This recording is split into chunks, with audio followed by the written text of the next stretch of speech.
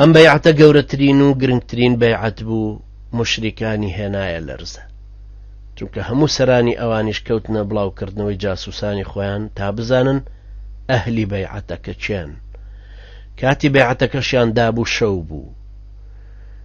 لەو سەحرایە نەشا کە خەڵک دائەنیشت ئاشکرایەوەکو ئەم زەمانەش نەبوو ئەوەندە پەیوەندی نەبوو، بە دیار چرایەکەوە دائەنیشتن و کەس نەیەتوانی بچێتە لای کەسێکی تر بەبێ ئیجازە.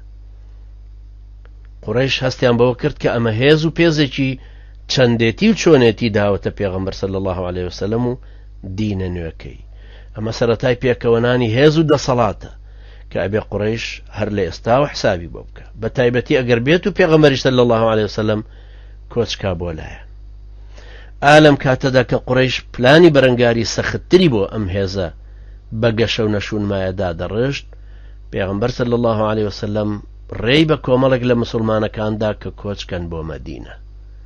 ئەوانش خێرات دەستە دەستە و تاک تاک لە مەککە چوونە دەرەوە و ئەو سەرۆت و سامانەی سووک وایە لەگەڵ خۆیانە برد و ئەوی هەڵیش نەدەگیرا بەجێیان نەهێشت.